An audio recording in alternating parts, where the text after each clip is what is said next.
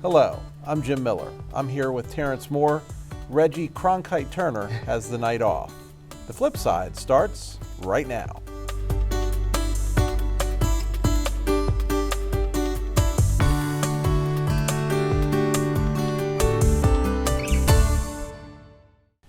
Welcome to the show. Well, the elections, Terrence, are 1 week in the rearview mirror, and we still don't have official results. I want to talk about the results we do have, but they are, to be sure everybody's clear, they are unofficial results at this point. We have not certified the election in Maryland.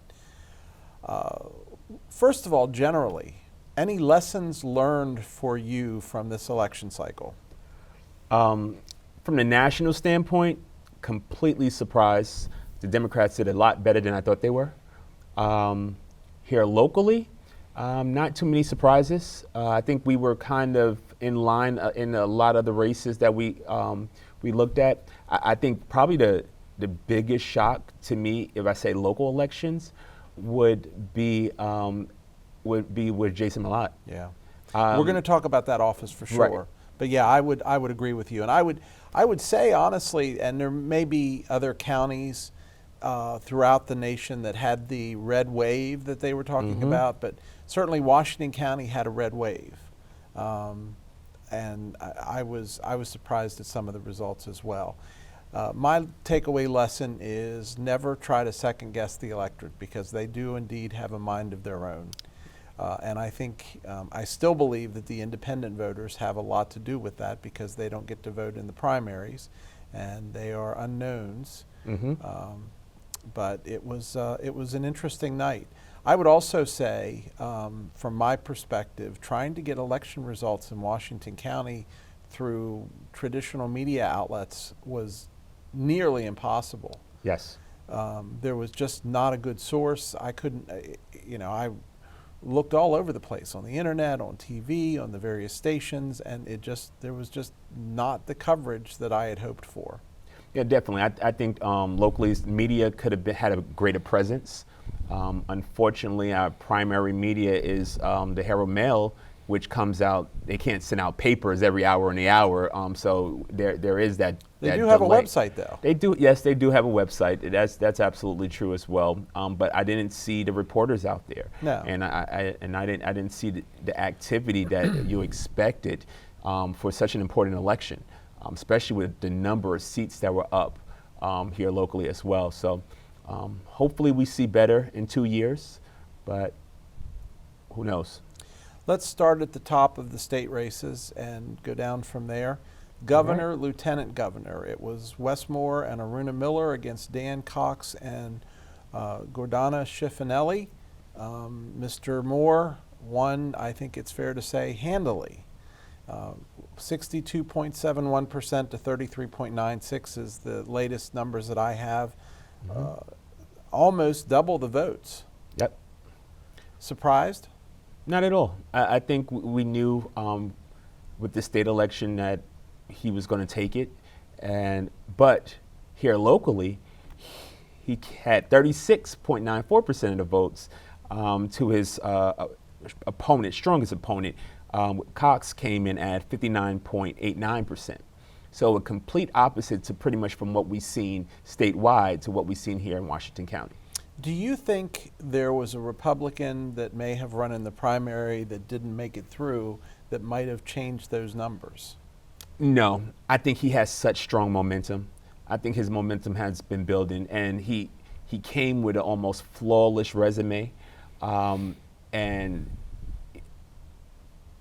even with the support that we've seen for Governor Hogan and him kind of passing the baton, I think Hogan probably would have been the only one that would have gave him a run for his money if he was able to go for another term. But I think Hogan stepping down was a kind of an opportunity for something new, someone new. And Hogan, I think, actually made it easier for Westmore to actually win, because of Hogan's ability to kind of go down the line and work both sides of the aisle. So he wasn't a strongly idealistic Republican. I think it would have been a different race, but because he was he was a Republican who kind of was able to work on both sides of the aisle. He was a centrist. Right, and did some great things in the state. I think he left the door open for someone like Wes Moore to come in. Do we think, based on what we know, and I know we don't know a lot at this point, but do we think that Wes Moore is going to have some of those same centrist abilities to work across the aisle? Should Washington County residents feel comforted in the fact that although he may not wear the moniker of an R, that he will be listening to them and not doing far left politics? I think he has to. I think he really has to. I think you're looking to walk into a seat that was held from a governor that was respected in a large part across the state. For you to come in and kind of shift and do the exact opposite of what a Republican did to a Republican who won 2 terms, which is unheard of here in Maryland. Exactly, in state center, for you to come in and bring everything, and that's also catering to what the fear of Wes Moore was throughout the election as well. And from Republicans that, he's going to come in, he's going to be liberal, he's going to shift the entire state, he's going to undo all the good. So I think it's in his best interest to work with the Republican Party as much as he can. I think the numbers of Republicans downstate right now are, even in some of these elections during this midterm, has shifted more towards the Democrats as well. So you don't want to exclude them in the democratic process to a point where you will be a one-termer, because all you're going to do is motivate someone to come in for your second term and completely remove you. And it's not in the best interest of government to come in and do everything to appease one party, which, I'm on record saying I don't agree with the party system to a degree as well, but I think he's going to have to. I think it's in his best interest to do the best for the state. And if he truly stands by what he was saying in his campaign, he's going to come in and work the center as much as possible. Excellent. Let's talk about comptroller. Now, Brooke Learman was actually a guest on the show before she announced her candidacy for comptroller. She was running against Barry Glassman, a Republican. Again, I think Brooke won handily, 1,066,000 votes to 713,000, or call it 60% to 40%. Yep. Again, another flip-flop here in the county, where Mr. Glassman came in at almost 65%, and Slerman came in at 36% almost in the numbers as well. So another flip-flop there. I think this was another race that we kind of called that she would take it statewide because of her resume, her reputation, and her familiarity down in Annapolis. And what was her position currently? She was a delegate, right? Correct. So she brings experience, and at least when she was on our show, it seemed again that she had some centrist leanings as well. Yeah, absolutely. And I think she's widely respected by her peers. And when I look at a politician, somebody that I want in position, especially a position like comptroller, thinking about where we're going to go with the recession on our heels right now going into next year, you want someone with relationships. You don't want somebody trying to forge relationships in this economy. So I think she was in position as well. And again, I think her reputation as a delegate perceived as well. Attorney General Anthony Brown against Michael Anthony Peroutka. Frankly, and Anthony Brown won handily, 63% to 37%. I'm surprised, frankly, that Anthony Brown didn't win with higher numbers, with a higher margin, just based on his, he's been in politics. He ran for governor at one point at the beginning, during Hogan's first, when Hogan first ran. He was heavily involved before that. Everybody thought he was a shoo-in for governor. He won this, but do you think, what does that say? Is 63 to 37 sufficient margin that there's no message there? Yeah, I don't think there's a message. I think, again, I believe people went into the polls and voted chalk, to say it that way, as far as whether Democrat, whether Republican as well. And I think he was a benefactor of this in this race as well. again, I don't think many people brought back his reputation when he went against Hogan and brought it into this race either. I really don't think, I didn't see him even use that as momentum in his campaign. You don't want to tout a loss, as well. It could have hurt him as much as it could have helped him as well. So I think he kind of steered away from that, and I don't think even many people recognize that he was in that race 4 years ago, 6 years ago 8. now? Or was it first term? First term. First so- term, yes. Yeah, so 8 years ago. 8 years ago. Yeah. U.S. Senator Chris Chafee, Chris Van Hollen were the two leaders on the two in the Republican and Democrat. Chris Van Hollen, the Democrat, again won handily, 64 to 36, let's call it. Any surprise there? No. I think the one thing that we kind of brought up was Van Hollen wasn't able to strongly campaign as he may have because of an illness earlier on. But I think he had a strong reputation in his seat that he was able to carry it forward. And to not to have to campaign as strongly as he might have and still win with such commanding numbers, I don't think there was a concern there either. But again, this was another race, just like the Attorney General, that really was a flip here in Washington County, where Van Hollen actually only had 38% of the votes. Mm-hmm. Yeah. And representative for U.S. Congress, of course, we're interested specifically in the 6th congressional district that had incumbent David Trone against wannabe Neil Parrott. Neil is currently a state delegate and was running, and it looked initially like Trone was going to lose. The numbers reflected that at the end of the night. I believe it was 4,500 votes. 4,500 vote. That separated them. Right. I know that we had a lot of conversation about this race here, and expected it to be a little closer than what it was in the race. But when election night ended, and we knew that the substantial amount of mail-in votes hadn't come in yet, and we knew that Democrats were really commanding about 70% of those mail-in votes, and a lot of them was coming out of Montgomery County. It was a shoo-in at that point in time. I believe the race was over at that point. I think that Parrott would have had to have a much more commanding lead for him to actually win that race. I was impressed with Parrott's,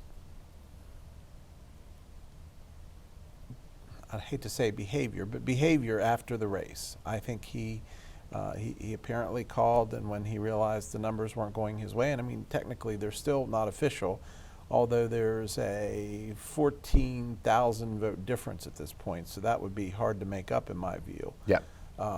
If not, probably impossible. Yeah, pretty much. Yeah, I was impressed with Neil after that. I honestly, I was impressed throughout the race.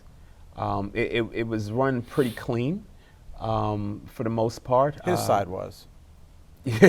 Yes, we've talked about some of the commercial ads as well, but I'm just so happy not to turn on TV and see a David Trone against Neil Parrott ad, because that's all you saw on YouTube. That's all you saw on network TV. It was just unbelievable. It was a little to have so much campaign financing thrown, and this is the part. Neil Parrott didn't get as much financial backing. Well, I was going to go there next. Early. Go ahead. Right. Well, I don't know. Did he ever get? It didn't come in until around September. Right. It came when they thought, oh, you might have a chance. Right. So I'm surprised that. Well, at the same time, Trone is loaning his campaign $10 million.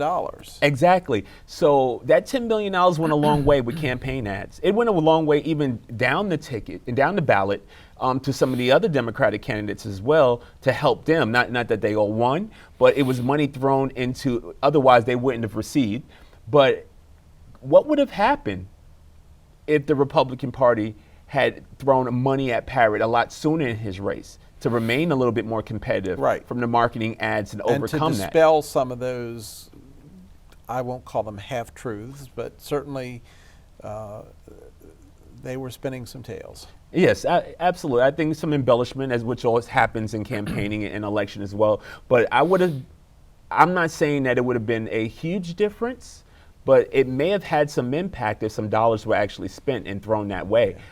It could have gotten ugly possibly in campaigning, which some campaigns do when a lot of money gets poured in and ads start battling each other and trying to dispel and retaliate, possibly. But I think sitting back from this seat, I think there's a lot of what ifs in this race right here about what could have happened with Parrott. I think everyone was surprised. I would agree with that. I would also say there's a lot of what ifs of what might happen with Parrott. Because, I mean, think about it. Think about knowing what he knows now. And, you know, all the dirt we assume that Trone could throw on the table is already on the table. And while I'm sure he'd be happy to recycle those ads, if the Republican Party nationally thinks that Parrott has the chance that he obviously had, I mean, for all the money David Trone spent, he won by 6 points. Right. And there's also kind of the assumption or rumored that Congressman Trone may not be in his seat for the entire 4 years. That you know, in the next 2 years, that he may be looking for a promotion and running for another seat. All right. So who vacates that seat at that point in time? What happens in that election at that time as well? Could Parrott be just lying in wait and be ready for that seat that may come up in 2 years versus waiting the 4 years? A lot of that's still on the table. And if that's the case, he handled this well. Because if it got ugly, I think he would have been out of the running for that seat in 2 years or another 4 years. So if he's really looking to run again, I think he gave himself a chance. Well, and the fact of the matter is, especially after the race, nobody votes for a sore loser. Which I think something that Donald Trump's probably going to find out here. Well, we'll see. That's another story. All right. What else do we know about the 6th District? Do we see any? And I guess the other thing, frankly, that Trone had going for him, Congressman Trone, I don't mean to be rude. The other thing that Congressman Trone is, he did make he got a pretty substantial investment in the I-81 project, which is much needed. So I always say, if you need something, ask for it during the election, right? If someone wants to make a big bang, and they need votes, ask for it during the election. There was no better time to get things done than this year. Yeah. Okay, well, we've talked about some of the national races, and we've talked about the top of the ticket at the state. We've got to talk about the state senator. We've got to talk about the House of Delegates. We've got to talk about some local elections. But let's take a break. When we come back, more election coverage, this last week of election coverage for this election cycle. Here on the flip side. Stay with us. Did you know that Wi-Fi connects multiple devices in your home? So go ahead. Surf, game, or simply watch your favorite shows and movies anywhere in the house on any device. With Wi-Fi, your house becomes a high-tech home. Unleash the internet in your home with Antietam Ultra Wireless Home Network. With speeds up to 1 gig, your whole family can surf together faster. We make it easy with our hassle-free professional installation. Call Antietam Broadband today and add a Wi-Fi modem free for 60 days. For more than 10 years, the University System of Maryland at Hagerstown has been providing a local higher education option for students in the Quad State region. With more than 20 undergraduate and graduate programs from 6 Maryland State universities, there are many opportunities to earn your degree while saving on the cost of commuting. Financial benefits to attending the program have been significant. USMH. Academic excellence, outstanding value. Every piece of jewelry really, if you step back from it, has more to do with the emotion behind the person that's giving the gift. That transcends whatever the value, the material value of the item is. It is something that has such meaning that, you know, we see generations many years later. And they have the story about how great-grandfather gave this to great-grandmother, where it was, and those kinds of things. And so it's the love that's between two people that really transcends the item itself. These really are the best years of your life, so why not make the most of them at Homewood at Williamsport? Conveniently located near Washington and Baltimore, we have a rich tradition of helping retirees maintain an independent social lifestyle. Homewood offers attractive, spacious cottages without any maintenance hassle or headaches, plus a vibrant social community and access to the best amenities and medical care. Woodlands Apartments with up to more than 1,200 square feet of beautiful living space. Now's the best time to look into Homewood at Williamsport. Enjoy worry-free living today and tomorrow at Homewood at Williamsport. Hi, I'm Mr. CopyQuick, and at my shop, we offer many products to help market your business. Let me show you a few ideas. We offer stunning graphic design, quality printing, addressing and mailing too. Need a trade show display? We create booths that draw a crowd. Does your retail signage need a facelift? We can help. We can even turn your vehicle into a full-time salesman. Stop by and see us today. Other printers might be nearby, but no one else comes close to CopyQuick. Looking for a communications partner who'll go the extra mile? With hundreds of fiber miles across Washington County, scalable solutions for companies of all sizes, and professional on-site installation, Antietam Broadband means business. Call Antietam to get business-class internet with speeds up to 1 gig, or maximize your savings in a business bundle. Internet and phone with unlimited nationwide calling. Call Antietam Business Solutions, 301-797-5000, or go online at antietamBroadband.com/business.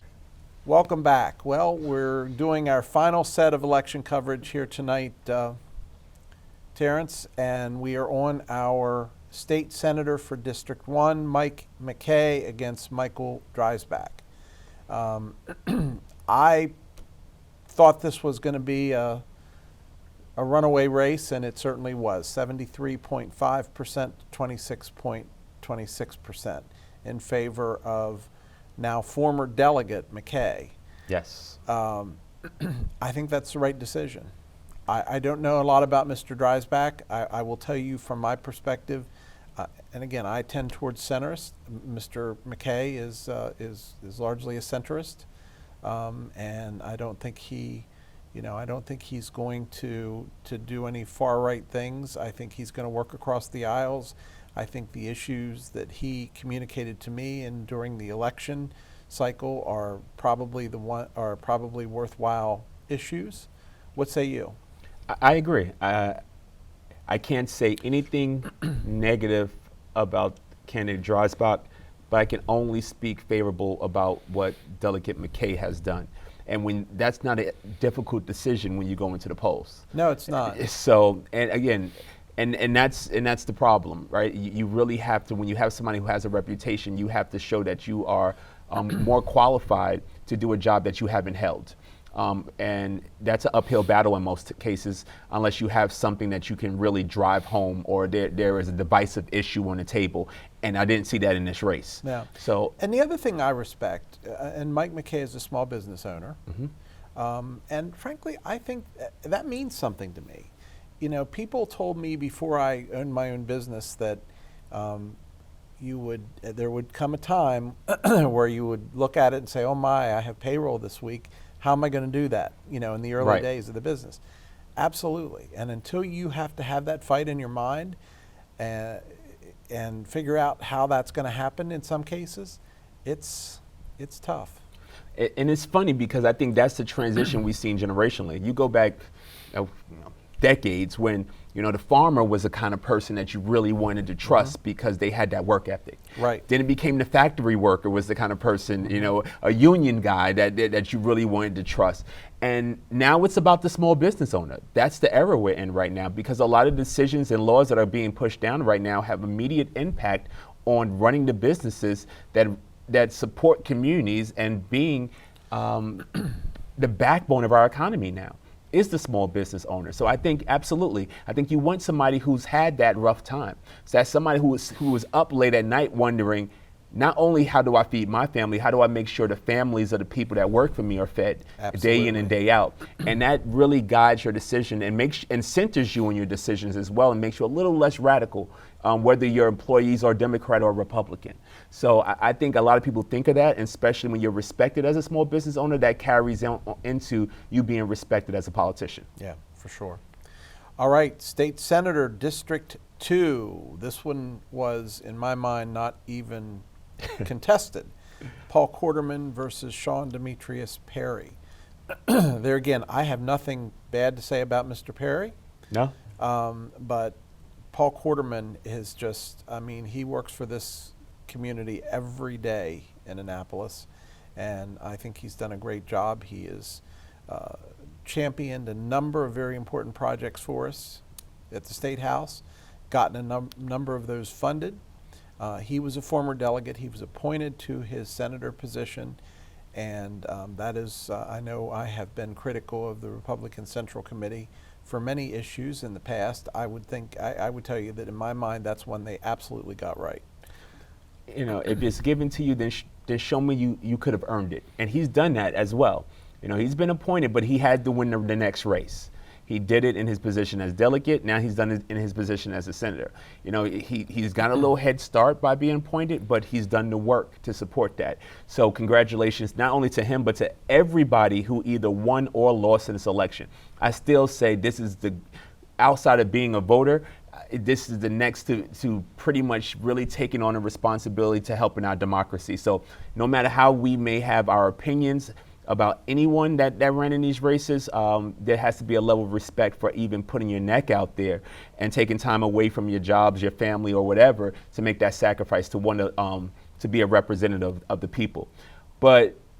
And one thing I can say this too, something stood out to me on social media the other day. I believe I seen Sean Perry at an event. It was after the election. Mm-hmm. That rings well with me. Because a lot of times when someone loses, they disappear. They'll fold up like a cheap chair. Absolutely. You talked about how much you love community. You talked about how much you want to do the job. You talked about how you're the right person for it. And all of a sudden, when you don't get elected or get the title, you feel like you can no longer do the work. So I do respect any candidate who did not win, who stays true to that and continues to serve the community in any way they can, and not because they needed to be elected official. House of Delegates, District 1C is the first race we are interested in. Commissioner Terry Baker is now Delegate Terry Baker, winning that race handily, 76.5% to 21.5%. No surprise. I think this is another one that we called as well. I just don't think that the candidates that he was running against did enough to get themselves out there. It was his to lose, it was theirs to win, and I didn't see enough of that. And he ran unopposed in the primary. Yes. So that guaranteed him the opportunity to move on to the general, and now in the general, and yeah, I think you're right. Whether Ms. Hinton is good, bad, or indifferent, I just never got the data to support.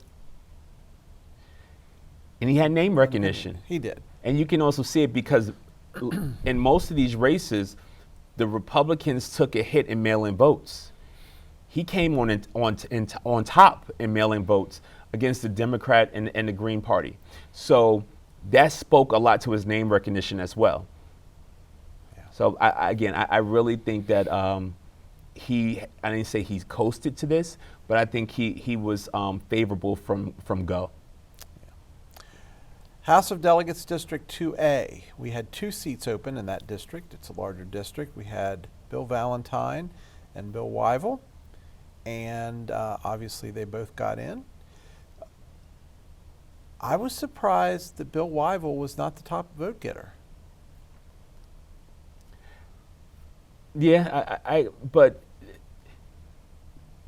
what this says to me, because you had to vote for 2.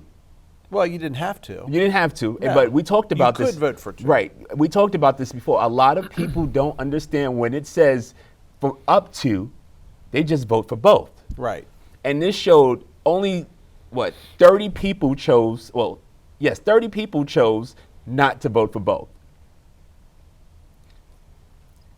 So I think I'm not surprised by it. I think if it was another person in this race right here, I believe we probably would have been able to take more from the numbers.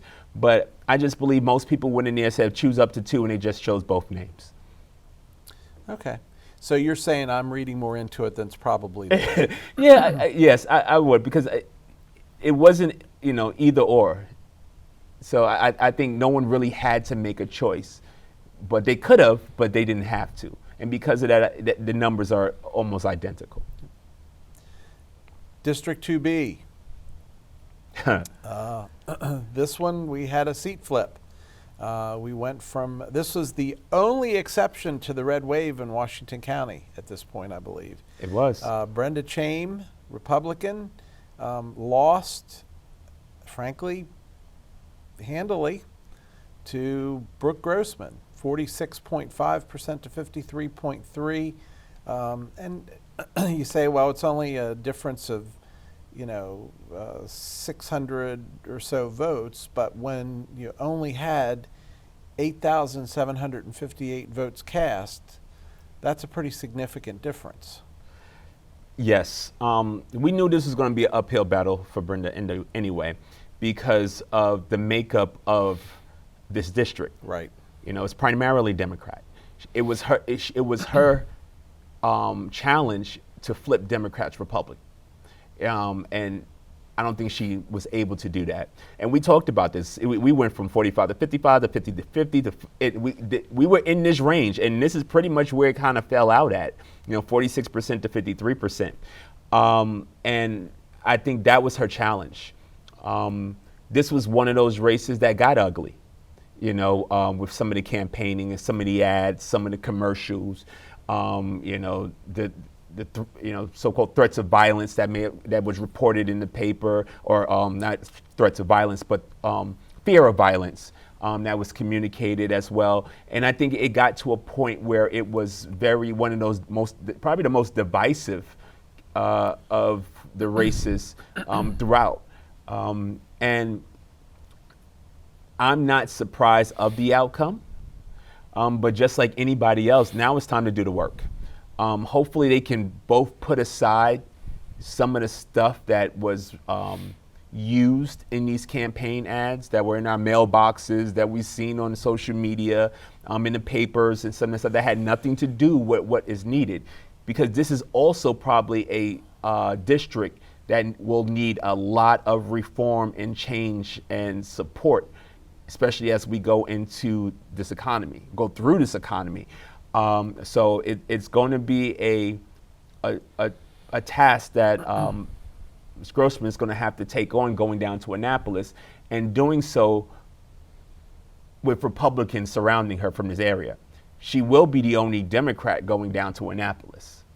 So all the politics need to be put aside in the best interest of the constituents, and she needs to probably work very closely with Senator Quarterman as they go into Annapolis in January. She does. I absolutely agree with that. I wonder sometimes whether having a Democrat representing Washington County in that seat doesn't maybe get us some things in Annapolis, because Annapolis is largely Democrat. It is largely Democrat, delegation absolutely. Perspective. So, I mean, is there a possibility that having a Democrat in that seat helps us? It could. It could if people follow the party, right? But I hope that we look past the party and look at what is truly being asked for in the best interest of the people, not the party. So, but if that's the case also, there's some conflict there, right? Between all the Republicans back home in Washington County versus the Democrat as well. And does that mute her voice? Mm-hmm. And I hope it doesn't. Or does it allow her to stick out and separate herself from the pack? It can go either way. So I think it really depends on what's being asked for. Yeah. County Commissioner, let's go local. Our top vote getter was John Barr, mm-hmm. followed by Jeff Klein, followed by Randy Wagner, followed by Wayne Kiefer, and followed by Derek Harvey, a newcomer on the scene. Yep. Surprises? Not at all. We called this one as well. we went down the line on this. We pretty much figured whatever came out the primaries was going to hold true through the generals. But it is interesting. I know, just playing with the numbers, we talked about the Democrats separating two candidates in this. All right. So if there was one candidate and the votes held true, then there would have been a possibility that the Democratic selection would have came in. So you look at Sterling Sanders and Dave Williams pretty much had about 9% of votes respectively. Right. And if they they would have been at 18, they would have not only won, they would have been at the top of the ticket. Possibly. Yeah. And there were 3 people that I think predicted that and suggested they do that. Yes. But unfortunately, that wasn't the case. And again, we couldn't force anyone to make that decision, but something to consider.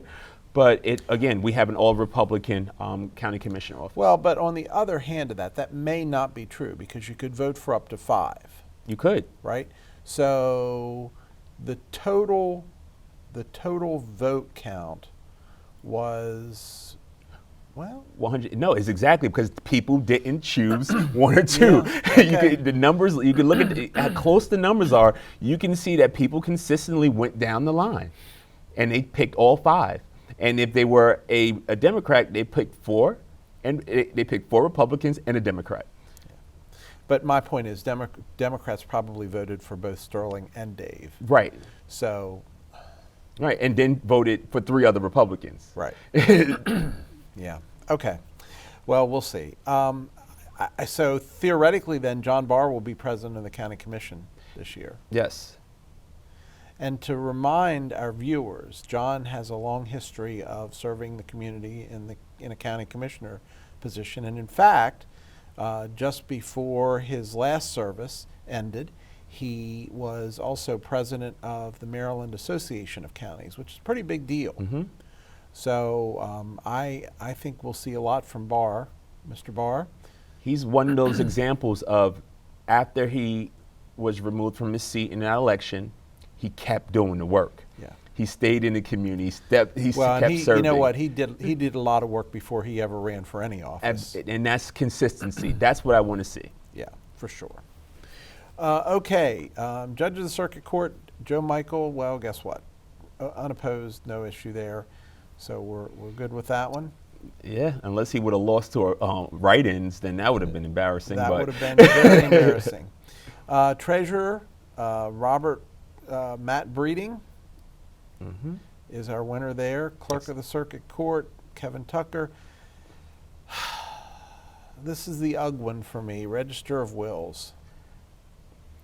I just have no idea. And I'm not saying that Lacey Fluke, I have nothing bad to say about Lacey Fluke. I agree. Nothing whatsoever. But talk about a man that's done the work consistently before he took office, while he was in office, and quite frankly, I think after he's in office.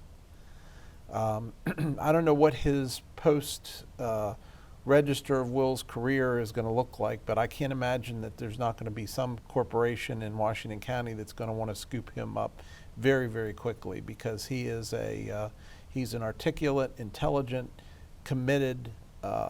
You name the adjective that's good, and you could probably apply it to Jason Malott. Absolutely, and and completely transparent. He was my mentee when we served for Leadership Washington County. So when he was in Leadership Washington County, he was my mentee. So I got to know him well that way. I got him known because we have youths that are both in BISFA. We served together on hospice. I've seen him in service consistently, so I can only speak to him. I don't know Ms. Fluke at all. So is Fluke? Fluke. Okay, sorry, I didn't want to mispronounce that at all. So I can't say anything bad about her service and what she will do in this position. I can only speak to the man I know in Jason Malott and how much he really loved his job. Probably the first thing that he told me about when I first met him, and it was heartbreaking to watch him on social media kind of get into his office and after so many years of service kind of take down some of the things that he had really defined him as a person in the community in his office. So I wish him well. I'm looking forward to great things from him in the future, and I'm looking forward to what Mrs. Fluke does in that job as well. Yeah. Well, again, I think there'll be some corporation that's gonna scoop him up pretty quickly. I'd hire him. I don't think he'll be looking for a job very long. All right, Judge of the Orphans Court. We have another Breeding in office. Deborah Breeding won that 34% to 32%. Paul Bannister Paul Bannister and Anthony Scott Lohman. That race was well, actually no, they voted for 3, so all 3 of them. Yep. Okay, so we have all 3 in. So that race was pretty close, though. Again, probably what you said earlier, that somebody just went down the list. Sheriff, we only get to vote for one of those. Yes. And it was largely Brian Albert against Junior McLeod. Brian Albert, the Republican, Junior McLeod, the Democrat, 66 to 32%. As expected. Yeah. There was another one. And again, we didn't get much out of Junior McLeod as far as campaigning, and I believe this race was strongly won with the numbers that came out in the primaries. Yeah. And last but not least, Board of Education. We have Mike Gesford, who was the top vote getter this time with 26.27% of the vote. We have Linda Murray at 21.89. Both of those are incumbents. And we have Darrell Evans, who was appointed to the position at 17.37. So there's our top 3. Going down the list, there was Ethan Lowen. He was at 11.47. Anthony Williams at 11.46. And Fred Chavis at 11.17. Any surprises there? None at all. I think this was about knowing the people in the role already, and more about who they didn't want than who they did. I don't think there was any big push in challengers that really pushed against the work that was done by those that were sitting in the seat already. And I believe this is probably the most crucial race. Thinking about what happened in our school systems during the pandemic and how we're still reeling and recovering from it with a new superintendent coming in as well. There's a lot of shifting and work that needs to happen in our schools, and this was an important race, and I believe I should have heard a lot more out of campaigning of what we can be doing, what we should be doing, especially how it's going to impact us for generations. Decisions being made right now. Absolutely. Okay, so that's our election coverage. We do still need to talk about some of the election questions. And I'd also like to get into the Trump effect, if you will, and maybe a couple of other things. There was a good article that Hogan had suggested some things about Trump's impact on the elections. We'll talk about that when we come back. Stay with us. We'll be back after these messages. Did you know Antietam Broadband offers an affordable, reliable home phone solution? Get unlimited local and U.S. long distance, plus call waiting, caller ID, voicemail, and more. Switching your home phone service to Antietam is easy, and you can keep your same number. Antietam Broadband, the reliable choice. Make the switch and start saving today. Add home phone service from Antietam Broadband. Call 301-797-5000 today. The University System of Maryland at Hagerstown provides a convenient location for students to earn a bachelor's, master's, or even doctoral degree. Located in downtown Hagerstown, USMH offers more than 20 degrees from 7 Maryland state universities. Classes are taught by the same professors you would find at your home institution, and your degree comes from that university too. Regional tuition rates are available for select counties in Pennsylvania, Virginia, and West Virginia. There is even student housing within walking distance of the campus. Simply apply for transfer admission at the university that offers your program. Scholarships are available both from USMH and individual universities. With flexible scheduling, small class sizes, and state-of-the-art facilities, there's no better time to complete your degree. Apply today. University System of Maryland at Hagerstown. Academic excellence, outstanding value.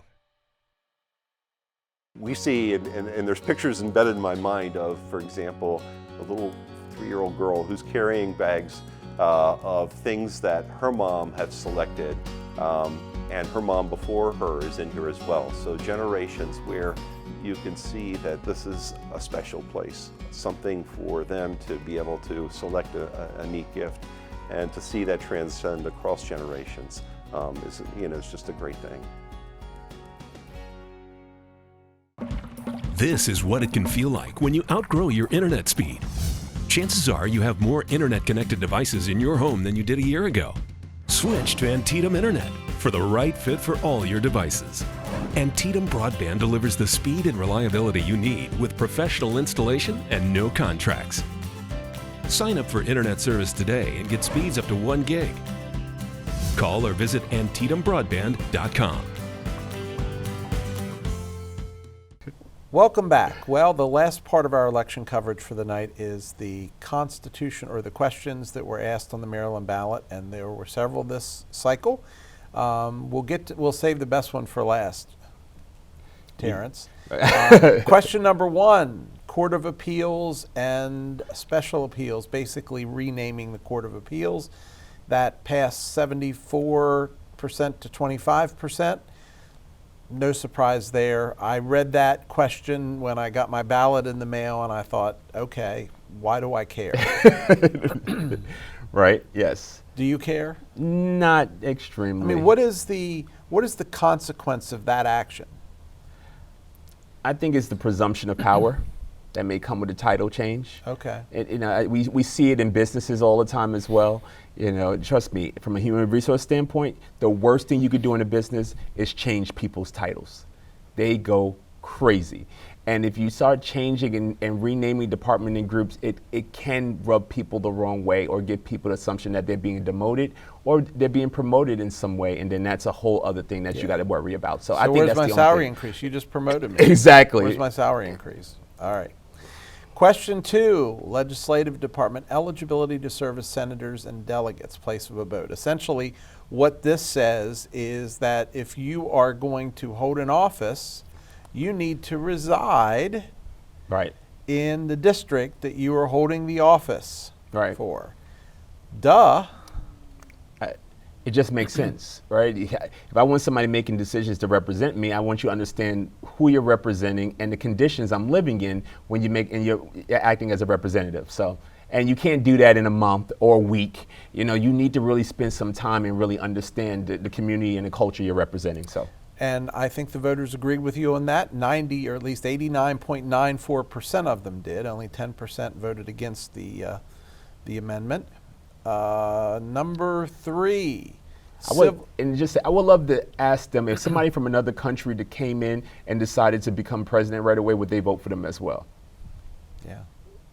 I'm just saying, short term. Long term, as you're a citizen, absolutely. Yeah. But just something to consider. 100%. Civil jury trials. Essentially what this did was, there's currently a rule that says that if the total amount in controversy is less than $15,000, then it limits your right to have a jury trial in a civil case. What this amendment did was raise that amount from $15,000 to $25,000. This one was not quite as much of a landslide, 62.46% to 37.54%. But clearly the vast majority of people still support that, and I think it makes sense. Absolutely.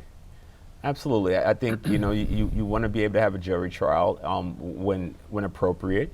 I think probably more people will worry about jury duty than anything else in that question, because I don't see where it would be a negative to raise the amount. So. No. And last but not least, actually not last, there's a Howard County question, but we won't talk about that one. Okay. Should we legalize adult use and possession of cannabis? And I think we're changing the name of the state from Maryland to Mary Jane. That may be the next question on the ballot, but I think we went into this expecting this vote. I think there's been a lot of polls, and especially with the legalization of medicinal marijuana back in 2016, we were moving towards this way. I think we've become the 18th state to legalize. Now, across the country, it wasn't as favorable. There was, No. there's some states that rejected it as well, and we didn't have. And it's still against federal law, if memory serves. It's still against federal law. law. How do as we do well. that? I thought federal law trumped state law. Well, that's not the case, and this is my biggest fear. Period. That we're separating the laws and some major laws across our country and giving powers to our individual states. It does help people migrate and live in different places to live where you think is the more laws are more favorable to you. That gets a little dicey after a while, right? When states want to pull away from the United States, right? We won't be as united as we once were. We're all living by different laws. So that's a big concern to me, especially when we start talking about laws for abortion that we have. We talk about gay rights that we're going on right now as well. We're talking about sports gambling. We're talking about marijuana. These are huge drivers socially and economically for individual states. And I think we're good. Again, we're going a slippery slope if the federal government doesn't rein some of that in here soon. Yeah, I think it's going to be interesting. I'm wondering if they're going to change all the road signs to say 420 friendly.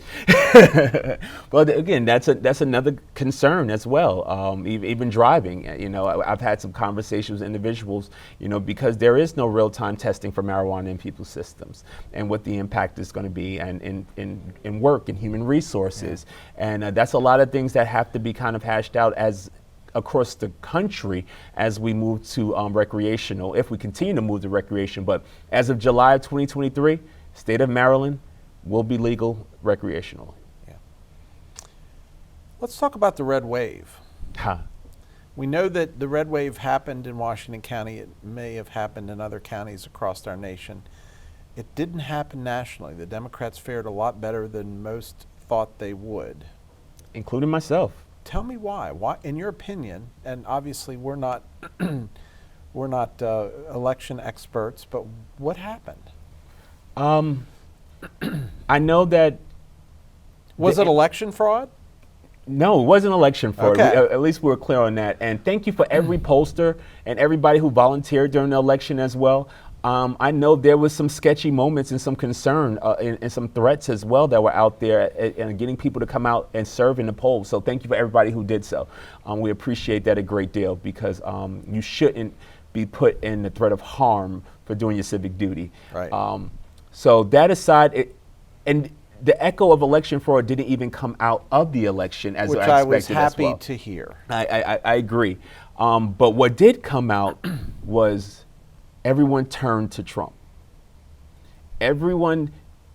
What I'm hearing and what's starting to bubble up is, if he backed you, if he supported you, if you supported some of his theories, if you recited some of his rhetoric, it really hurt a lot of these candidates than helped them.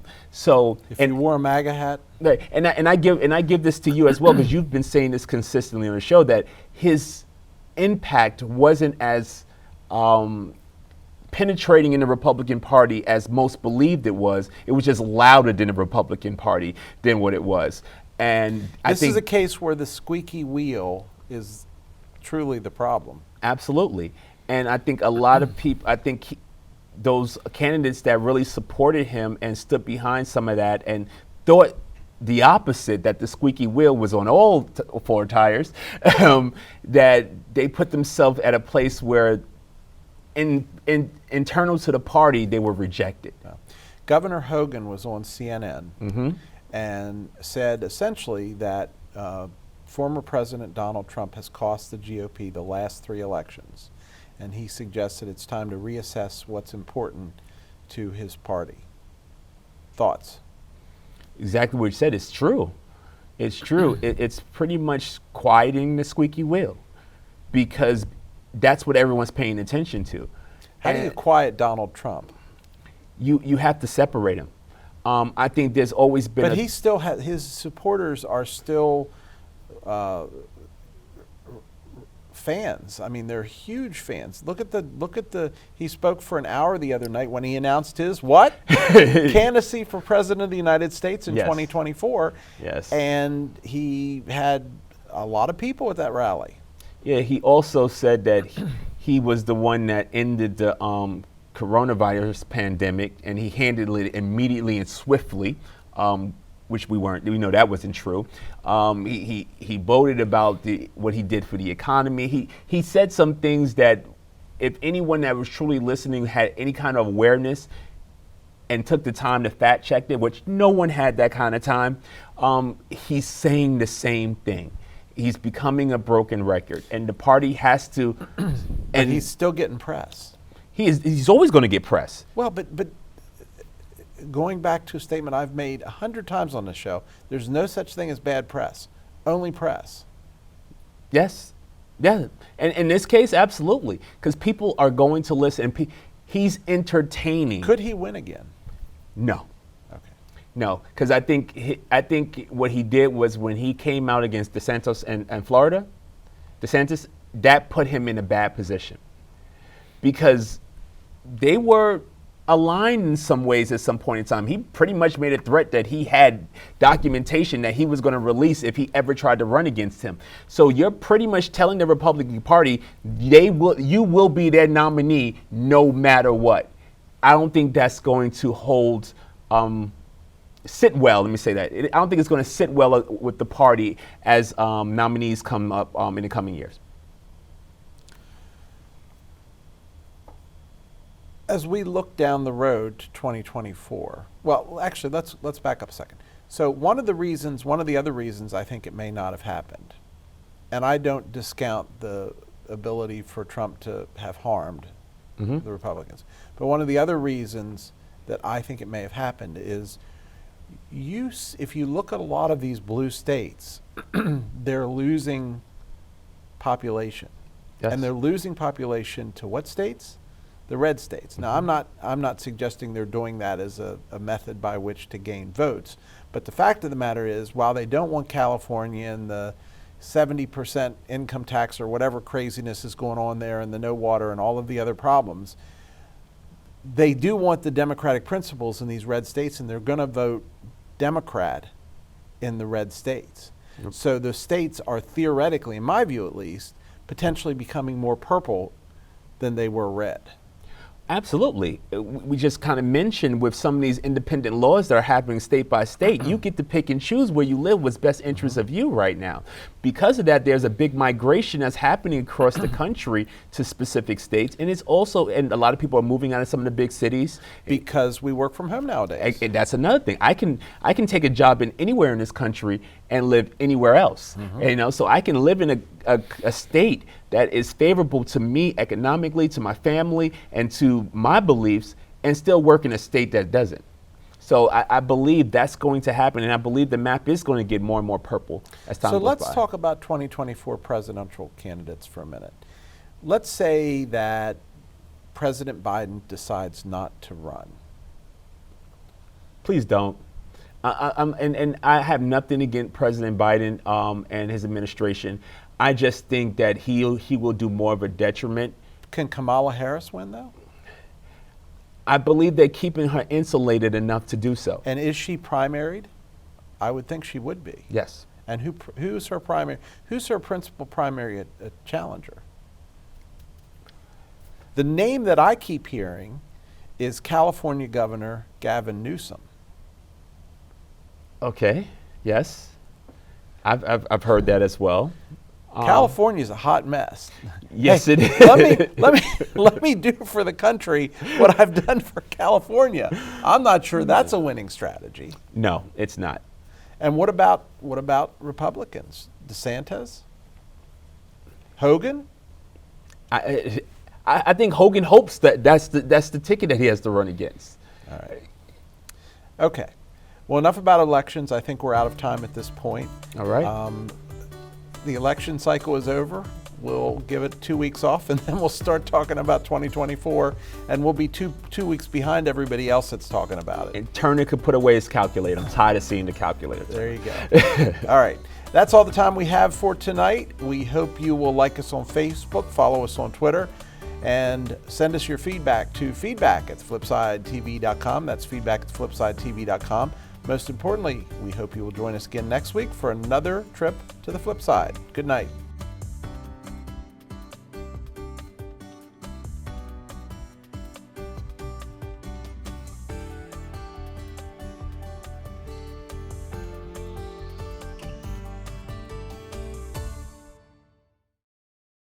It's all good, baby. Is it really all good?